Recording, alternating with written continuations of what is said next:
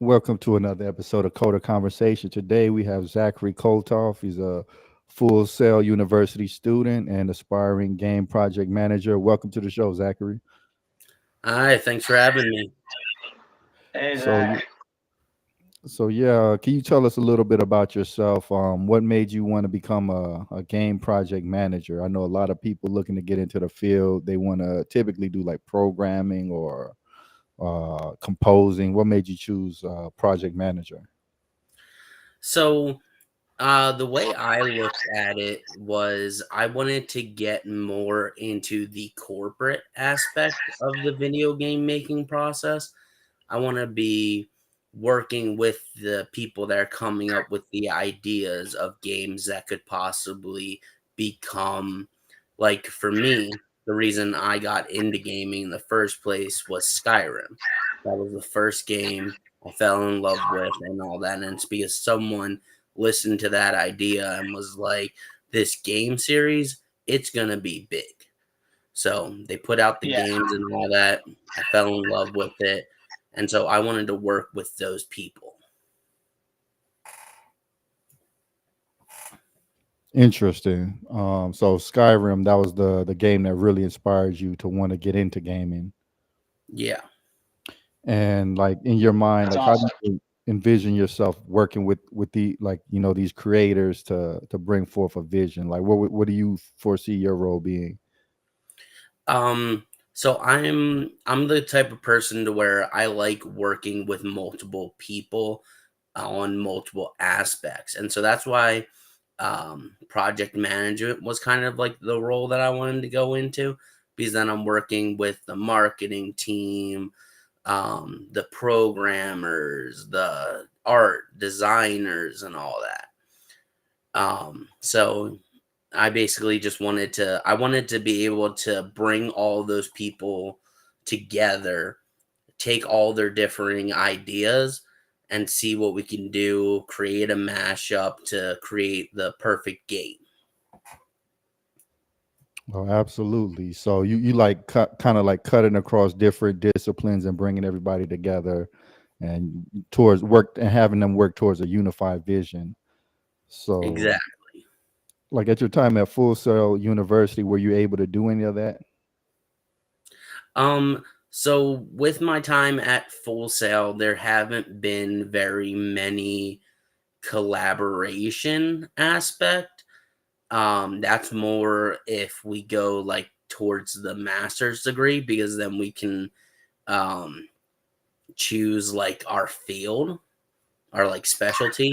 So whether that's gonna be production, um, the development, and whatnot.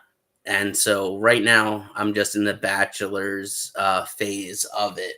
And so it's more been learning about the business aspect of the industry. So, like setting up events, how to do spreadsheets, copyright, laws, and stuff like that.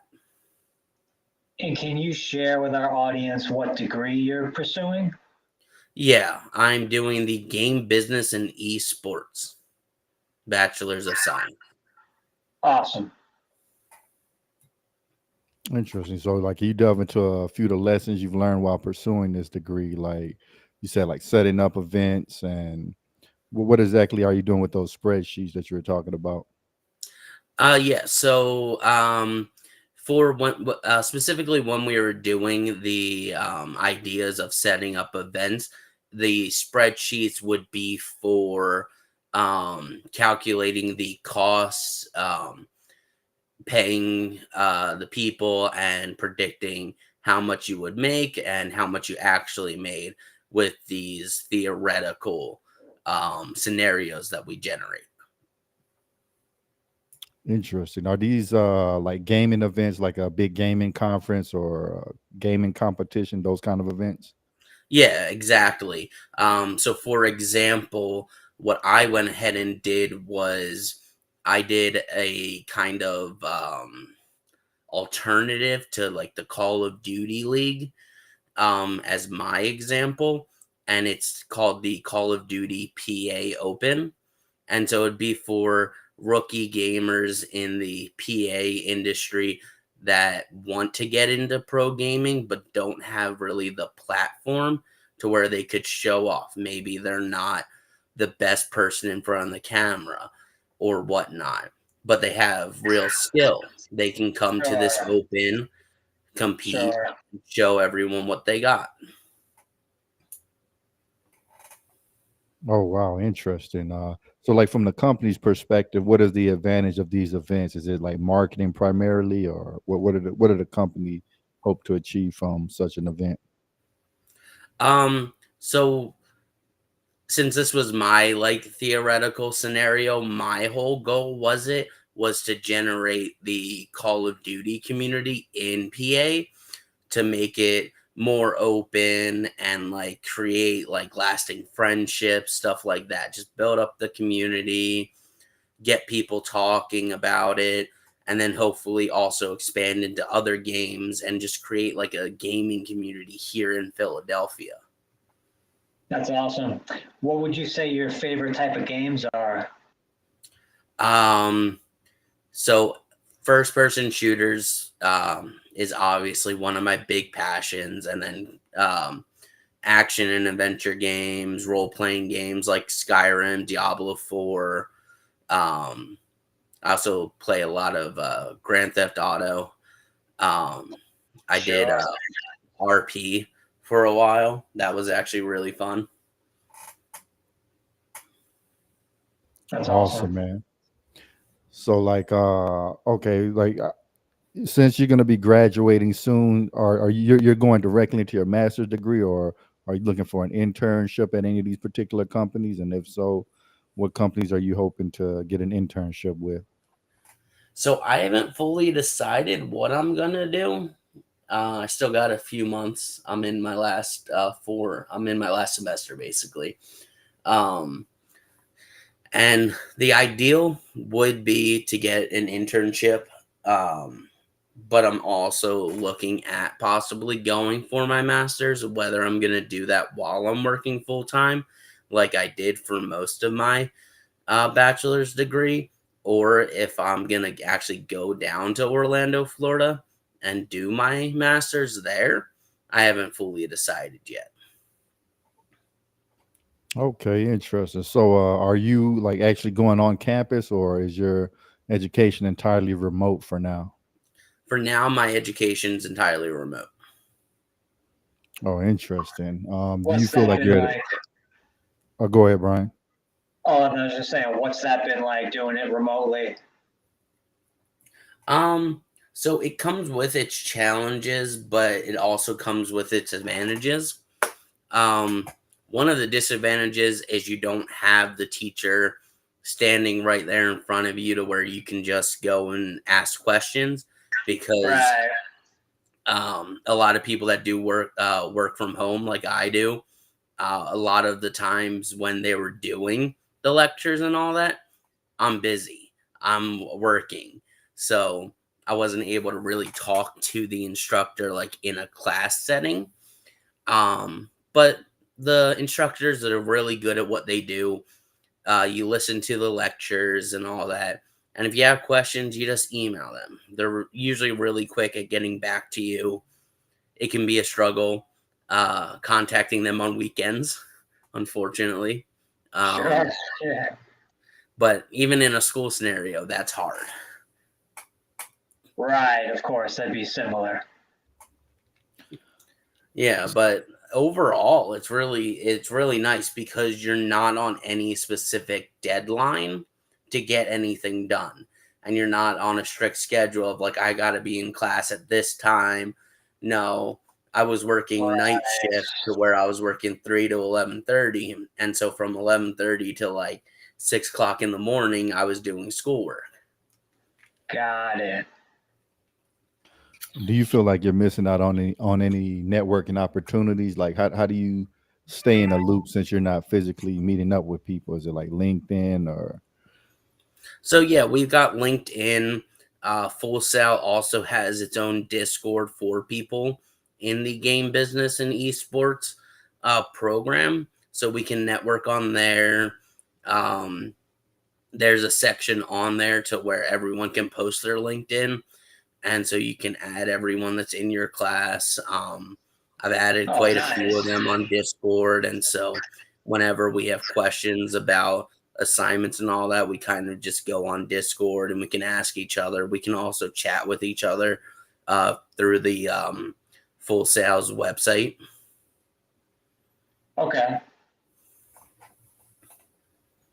So yeah, like where do you I know you're still kind of undecided, but say that you are looking for a job upon graduation. Do you have a any strategy in mind of how you're going to get your first job? Like, you plan on interning or just reaching out to tons of companies? Like, what do you speculate you'll be doing if you were to be looking for a job right after graduating? So I'm already currently looking for a job in the gaming industry. It's not the easiest thing in the world. I'm mainly reaching out to recruiters via LinkedIn to see what they have available or see what they're possibly coming up to have available. Kind of just weighing my options there. Now, what is available right now that you're seeing? Not a lot. Um, I think Okay. the best way of me getting in is mainly like looking at, for a marketing internship or going in as a customer service role. Okay. And is that something you have any interest in or not really? I'm trying to get away from like the customer service technical support industry. I've been doing that for the past 10 years. And so I really want to change. I want to try to get into the marketing aspect of things or into quality assurance in those industries. But a lot of them, you need some type of experience. Right. I mean, I know oftentimes people like going into the music industry or going into the gaming industry, they need to do an internship before people take them seriously. Yeah, exactly. Yeah, I know the gaming industry can be a little difficult to break into. So, especially with a project management role, have you also considered like pivoting into the software industry and then getting some experience there, and then coming back to the game industry? By software, I mean, like, the web development, web apps, that kind of thing. Yeah, I've thought about it and I do have some experience in web development.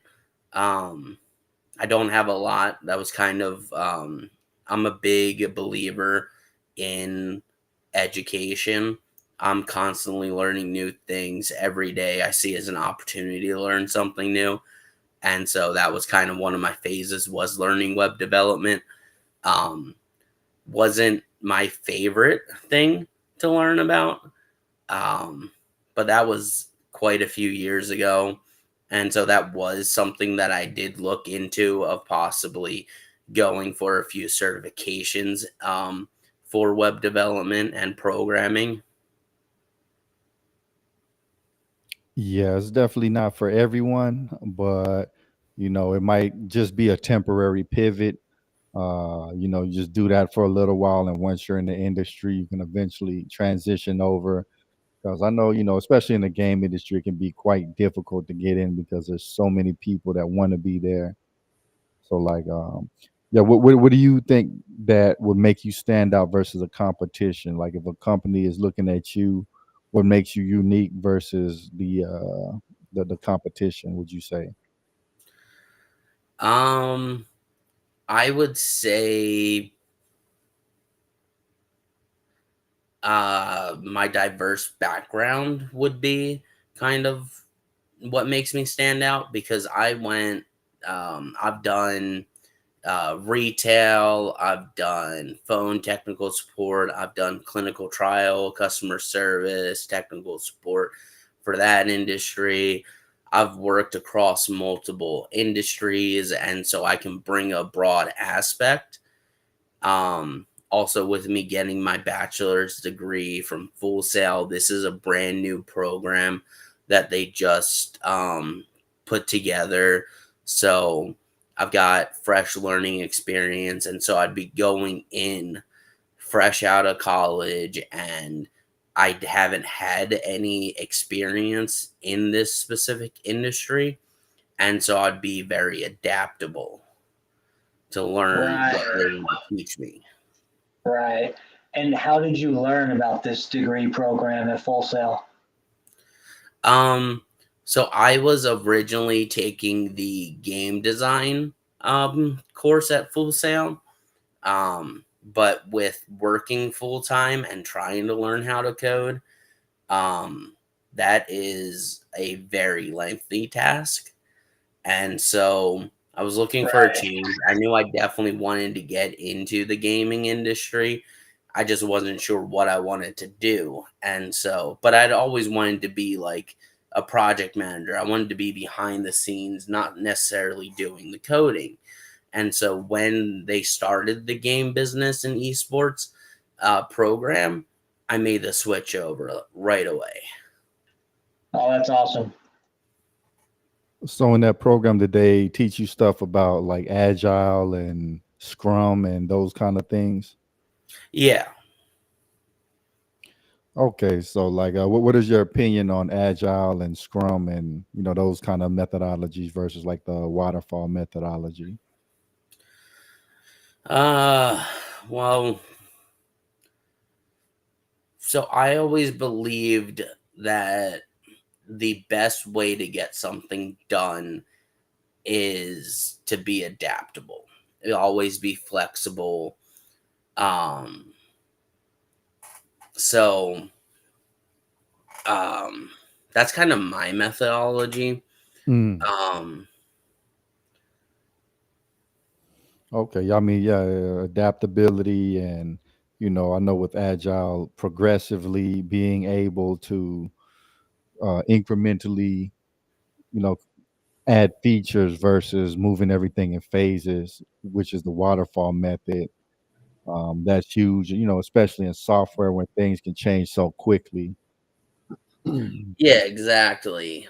Um, and like so anything that has to do with technology, so whether you're talking about video games, website design, anything like that, they're always coming out with new technologies and all that. And so being adaptable and all that is probably one of the most important aspects in the industry.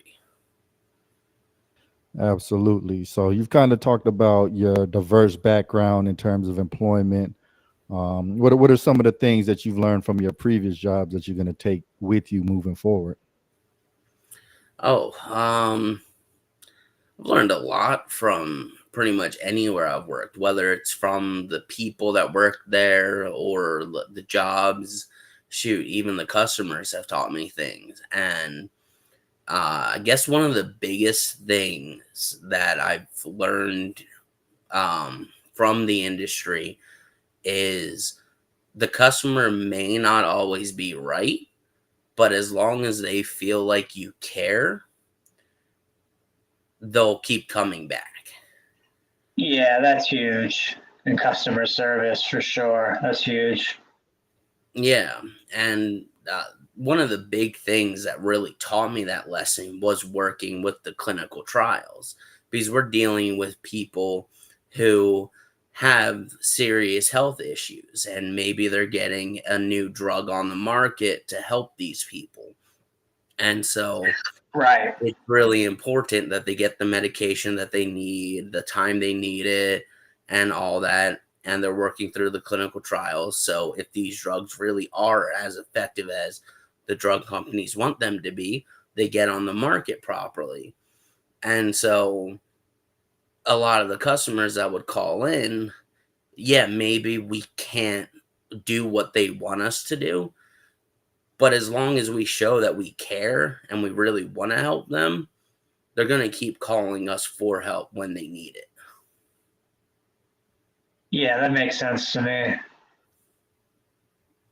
Absolutely. So, okay, say for example, you're working in retail and you know that the customer, they're not right, but you don't want to make them angry. Like, how do you typically resolve a situation like that? Like maybe you know they're scamming or something. Like they're trying to return a game and the CD scratched up.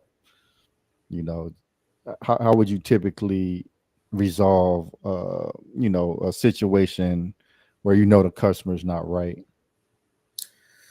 Um, Easiest way to do it is empathize with them. Don't indulge them, and then blame it on company policy. Obviously, it's the best way to do it.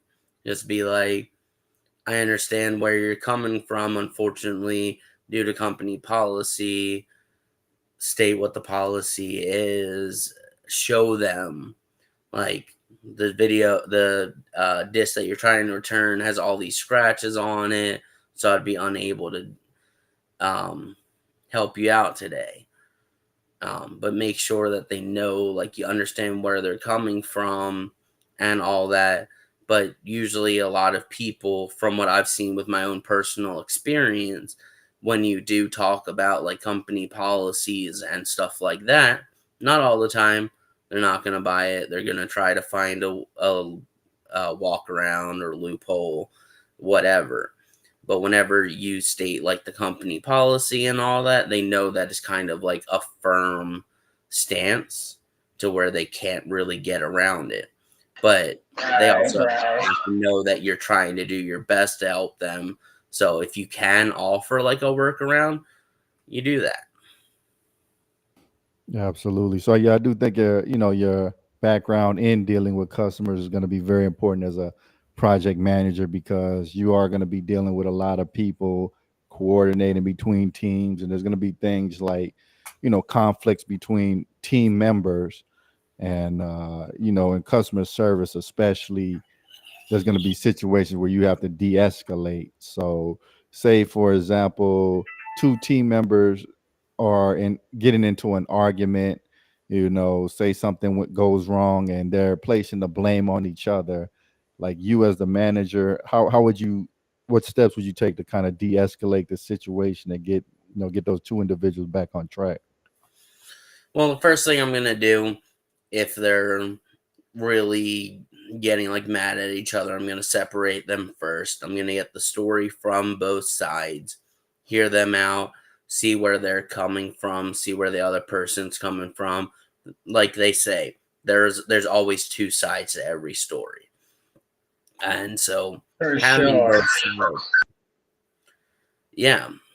So having both sides of the story, that lets me get down to what's really going on. Because it's possible that they're blaming each other for something that wasn't any of their faults. Maybe it was something that um, could not have been, even if they worked together flawlessly, it was something that couldn't be avoided. And so, hearing both sides of the story, I'd be able to decipher what really happened before bringing them back together, discussing it in an open forum, and figuring out the best solution and get them back on track. Absolutely. Okay. So say for example, you're managing a programmer and he's kind of underperforming. He's continually messing up. Like how would you approach that situation to get him back on track, or would you discipline him, or just have a chat with him? Like, what would you do in that situation? So the first thing I'm gonna do, sit them down for a discussion, see what's going on, see if there's anything that I can do specifically to help him out. Definitely not reprimand him at first and all that. If he's open and honest, I'm obviously gonna work with him. Maybe he needs some more coaching and all that. If it's something like that, we can definitely work on it. Get him the help that he needs so he can get back to performing hit at his best. If he continually needs reminders, then yes, discipline would be the next step. But I'm definitely a strong believer in you should give someone one or two opportunities to fix what's going on, as long as you see progress or them trying, help them, because no one is the best at everything they do 100% of the time. Sometimes people are going to struggle. Absolutely. And so I 100% believe that helping someone, and as long as they keep trying, you keep trying. Right. Yeah, I agree with you. Okay, so like companies, they tend to have a lot of times, people kind of go into their own silos. Like maybe all the artists hang with each other, all the sound guys hang with each other, all the programmers hang with each other. But in order to have a project be successful, especially in gaming, you need collaboration. So what are some steps you would take to kind of bust those silos and make sure that the communication between all the different sectors is smooth? So I'm a big believer in one, friendly competition. You gotta you gotta make things fun and interesting. Maybe a little bit of trash talk between each other, but like you gotta stay respectful and all that. Keep a fun, light atmosphere. Maybe do like a fantasy football draft. So, and you could do that outside of work so people can loosen up. Just find interests between all the groups to where there's a common ground between at least a few of the individuals in each group, and find a way to bring them together. And then when it comes to the actual work, create competitions that are light and fun, easy to do, nothing too extreme, but give them a way to be like, hey, we're ahead. We've been doing this and this, and have another team be like, well, we got to our goals like 2 hours ago, and so we're actually able to head home early today. Stuff like that. Just give them like rewards and all that to really like motivate each other.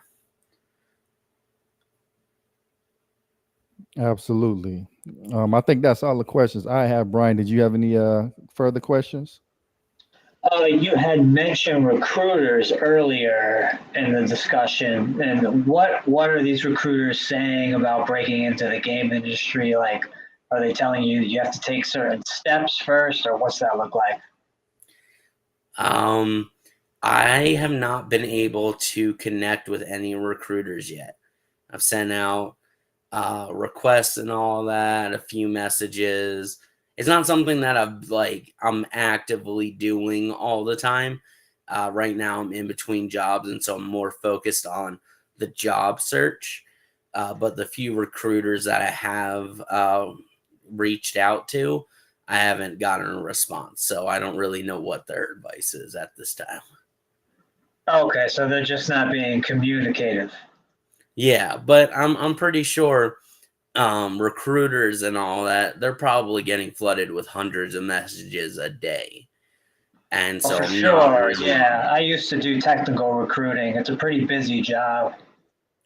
yeah, so I'm not really too um put off that they haven't responded to me yet.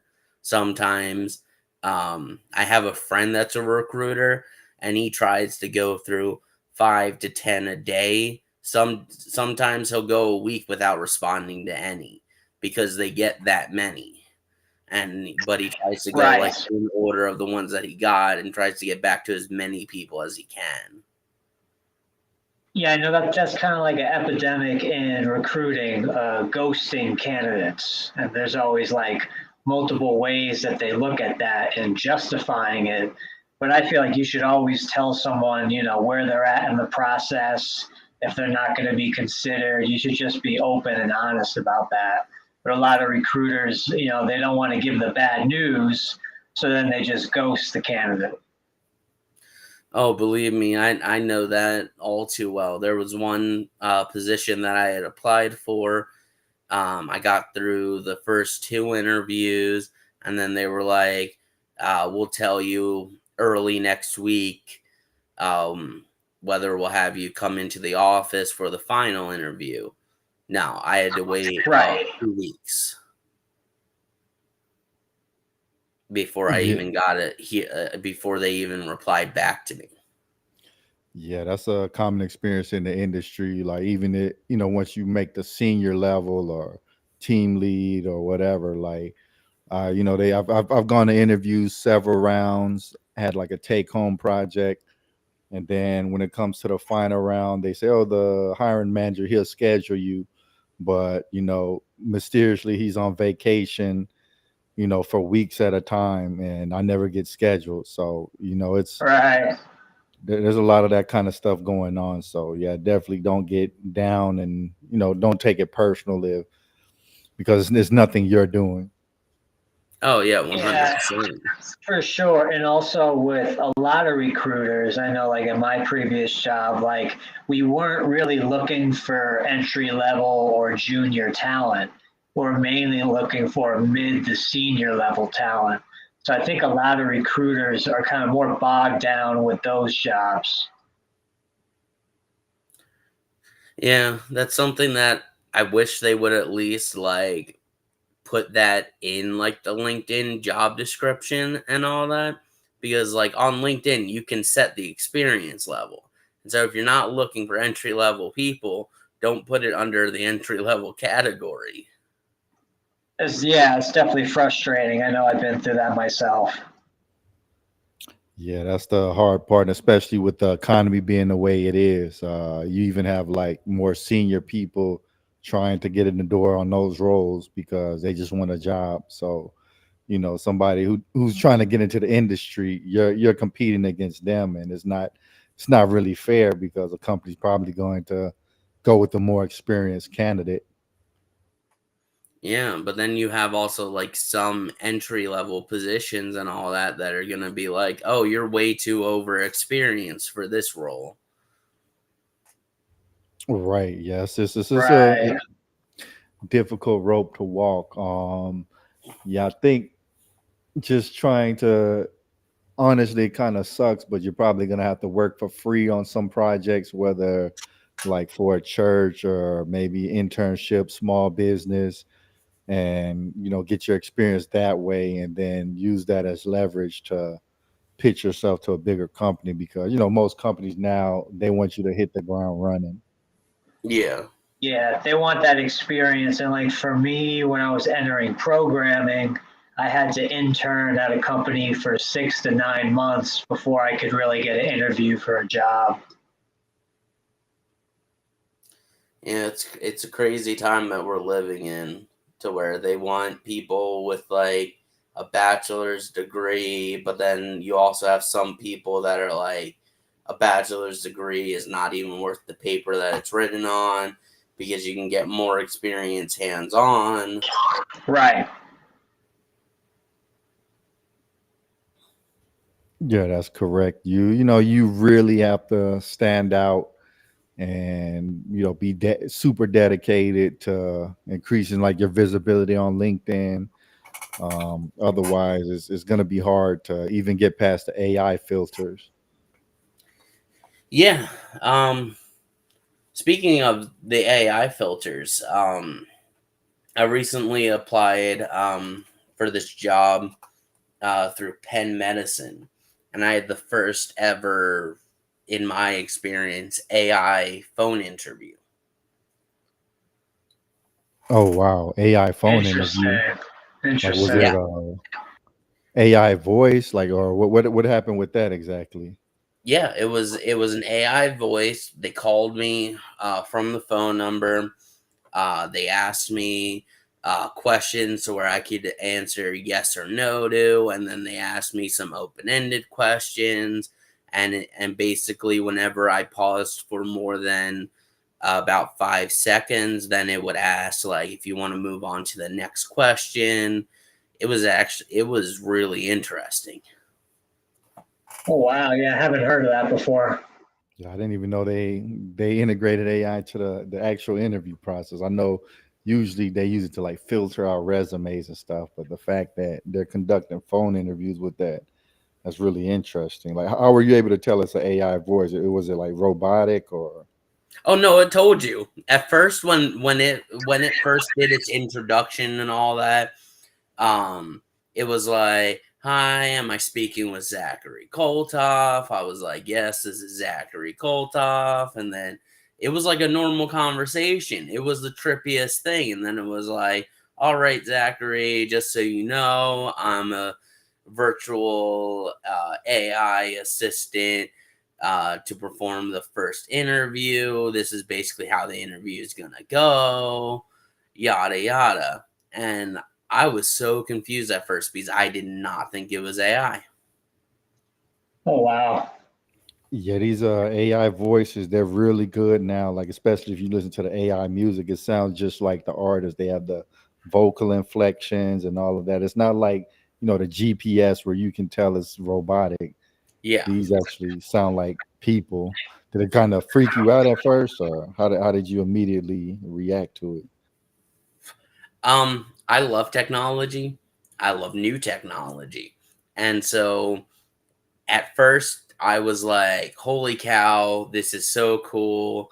I had like the fangirl moment in my head and then got right back into interview mode. I was like, even if this is an AI, I got to make sure that my answers are as perfect as possible because it's going to send my answers back to the hiring team so they Yeah, can review the answers. And it's sure, they sure. can't ask me questions to what I'm saying. So I had to be on top of everything I was saying. Right. So, did the company ever call you back for another interview, or what happened with that one? Yeah. I actually have I have a virtual interview with actual human beings this time on the 25th. Oh, awesome, man. Good luck on that. Nice, nice. Yeah, good luck, man. Yeah, I'm looking forward to it. This has been the longest time I've been without a job since right before I moved to Pennsylvania. Oh yeah, man, it's tough. Like last year, I was laid off, and typically I could get another job in 2 or 3 weeks. Recruiters are flooding my inbox, but for whatever reason, it took me like 4 months. So it's like this is a really challenging job market, and they got all of these layoffs. So yeah. Yeah, when I was working for Clario, at least once a week I was getting a recruiter trying to offer me a job. But like now that I got laid off, I'm like I'm trying to find a job. I'm applying to a bunch of jobs every single day and just nothing is really biting. And I think Yeah. also the thing with LinkedIn is, you'll apply to the job and then you'll see it has like a count of, 875 other applicants have also applied. And you get to the end of the application, and you're like, oh, great. So that was a waste of time. Yeah. And all the rejection emails, like I had cleaned out my inbox one of the days right after I got laid off because I didn't go right into job search mode. But like now got like hundreds of emails of like, you applied for this job, you applied for this job, and a bunch of rejections so I can mark off which companies I applied for and what positions I got rejected for. Uh, Right. it's crazy. Hundreds of emails just, and some that I'm still just waiting to hear back about. Yeah, that's pretty much what I've been hearing from, a lot of, especially like junior programmers, is just nonstop rejection. You almost have to like make it a game. Like, hey, I'm gonna get 100 rejections today. Otherwise, if you start letting it get to you and taking it personal, it can affect somebody mentally if they're not prepared for it. But yes, it's nothing you're doing. It's just the market. Oh yeah, 100%. I would think though, like programmers, don't they need them in like every field? And so I'm surprised if programmers would actually have a hard time finding a job. Maybe like the right job. Yeah, even like just in general is hard because a lot of companies are trimming their domestic staff and they're shipping the jobs overseas because they want to save some money. So juniors especially, Yeah, it's almost impossible for them to get in because companies want somebody who can come in immediately and start contributing. exactly. I mean, I was just talking to a woman the other day who's a senior developer, and she's been out of work for, I think, at least 6 months. And she's saying she keeps applying, keeps applying. And then I finally was like, well, where are you applying? And she said, mostly on LinkedIn. I said, I think, well, that's your problem right there. Like, people from all over the world are trying to get jobs on LinkedIn. If you want to narrow it down, try something like Dice or Glassdoor or something like Angel List. So, we'll see if she goes with some of my advice on that. Is Dice actually like a good site for finding jobs? I think it depends on what it is. If it's tech, there's a lot of programming jobs on Dice, and a lot of them are remote. Okay. Because Dice is only something that I've heard about recently. And so I wasn't sure if it was like more of like one of those scam sites to where you're just going to get a bunch of like scam jobs or if it was like actually good. No, I mean, I had the bulk of my interviews from Dice applications when I was working in the tech industry. Okay, that's good to know. And then you Yeah, have Glassdoor too. Glassdoor, I noticed there's jobs on there that don't show up on LinkedIn. So it's just kind of, casting a wider net in terms of, job listings. Okay. So what are your thoughts on Indeed? yeah, Indeed's been pretty good for me for tech jobs. LinkedIn has been the best, but aside from LinkedIn, Indeed is actually a decent option. But yeah, I think it's good to spread your resume on all the different sites, just so you never know where you're gonna get your bite from. They actually have AI software that, like, I believe it applies to like a ton of different jobs for you. Oh, really? I'll have to find what it's called, but it would put it applies to all these different jobs on your behalf. I think you just feed it your resume and it sends it it sends it out, applies to these different jobs. Yeah, I mean, and I know for me, when I was working in tech, I had to send out hundreds of applications just to get, a couple of interviews. So I think, when you're in school, you don't imagine how much you're going to have to apply just to get interviews, but it's quite a lot in my experience. Oh, yeah. I thought like when I was about to get laid off from Clario, I was like probably be able to find a job and like because I had 5 years of it was basically a dual customer service technical support role, and so I had 5 years in the clinical trial sphere. So I was like pretty much anywhere would want that because that's like at least intermediate to senior customer service technical support experience. No, not how it works. Yeah, Yeah. yeah, What this was your market is pretty experience? unique.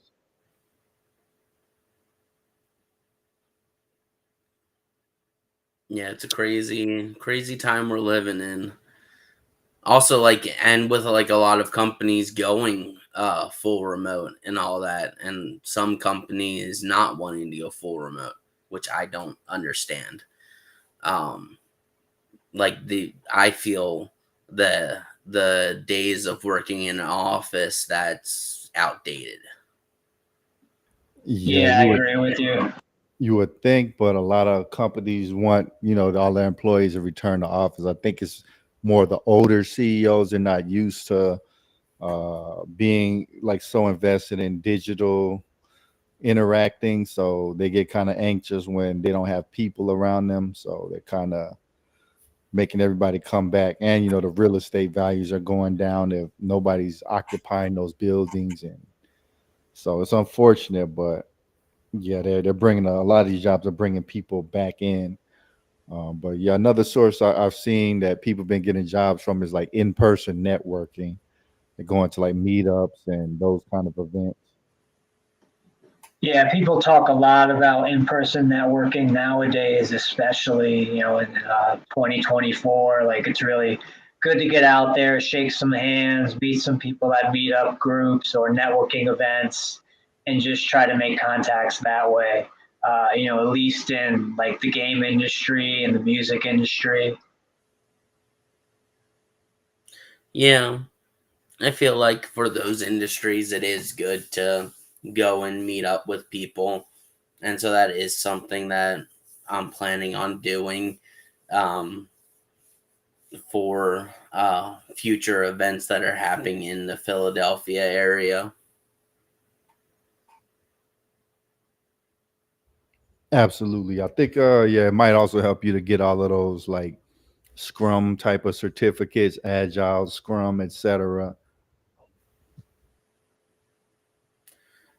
Yeah, that's probably going to be my next goal. Um, Probably after I finish my bachelor's degree, depending on uh, how things turn out. Yeah, I think that'll help you out to get some of those certificates. Yeah, the most important thing right now is for me to find a job, and then I'll figure out what I want to do, because I'm also possibly thinking about moving back to Arizona, um, because mom's getting sicker uh, up there in age and all that. And so kind of want to be closer to her. Yeah, I can understand that. I'm back near family in New York, Long Island, New York, right now. Yeah. But like also like if I get a good enough paying job and that is fully remote, and if they're cool for me like going back there for like a week, 2 weeks at a time, I wouldn't mind doing that either and staying East Coast. But also something like I've been seeing with a lot of like gaming industry jobs, it's all West Coast is where you need to apply for them. Yeah, a lot of those major studios are in like California, and some of them are like in Austin, Texas, or Yeah. Dallas. But yeah, mostly West Coast. Yeah, I've seen Nevada, like not in Las Vegas, but like some of the cities surrounding Las Vegas. Right. Yeah. Exactly. Like how I made ends meet for a little bit until I got that next job was doing like Uber Eats. I kind of like that because you don't have to really interact with people. You just pick up the food, but you're not going to make a ton of money doing that. But that is something to kind of help you keep afloat until the job does come in. Yeah. I'm also trying to apply for unemployment, which is actually more of a pain in the ass than I ever thought it would be. Yep. Yeah, for sure it is. For sure it is. Like you work all these years and all that, and you're told you get money that's placed aside from your taxes, yada yada. That's for whenever you're unemployed. So you would think applying for it when you don't have a job, it's your money. You're supposed to be able to get it. The government doesn't see it that way, apparently. Yeah. Right. It's really a hassle. Like you always got to submit proof of you looking for X amount of jobs, and it's just a hassle. I think you got to submit a claim each time you want to get paid. Yep, every week. And it has to be on Sunday before 12 o'clock Eastern Standard Time. Or, well, whatever your local time zone is, because it's city based. Yeah, man, it's definitely a pain, but yeah, I guess you got to do what you got to do. Yeah. It's something that still figuring out how that whole system works, but it'll be worth it once I start getting the weekly checks for that. And Yeah, but man, you end up getting on your feet, man. Just keep your head up and keep grinding. I know something will fall through. oh Yeah, yeah, it definitely. sounds like you got your head, fastened on straight. You're, looking at your options. You're trying to be diverse with your methodologies, and I think you're going to do well. Yeah, and I'm not like narrowing myself down to like a single industry because like I'm always down to learn new things. Right. So, so I'm hoping I really hope I do get this job at Penn Medicine because I'd be kind of doing stuff in the clinical field for what I applied for, and I really did enjoy working in the clinical field at Clario. So really hoping for that one. There's another company that does education. It's one of those K through eighth um, programs, so where I applied for the customer service technical support role. Um, I also hope possibly I can get that one if the Penn Medicine one falls through because I've never done anything with the homeschooling education stuff, and so I think that would be a really cool opportunity. Yeah, you definitely don't want to limit yourself. You want to keep yourself open to multiple industries, at least in the beginning. Yeah, well, it's like, and so when I do eventually, hopefully, become a project manager, I want to have the experience of working with all those different tools and systems and different professions and all that because from all the different industries that you work in, you can learn new things. Absolutely. And even if the things that you learn specifically for that role don't help you in another role, the things you learn from the people that work around you, that's what can help you in different industries. And so anytime a manager gives me feedback or I'm listening to someone talk in a meeting, the way that they learn, the way that they present, and all that. I'm looking for all that stuff so I can learn from the people that I'm working with. Yeah, I mean, to me, it sounds like you're an open book. Yeah. Exactly.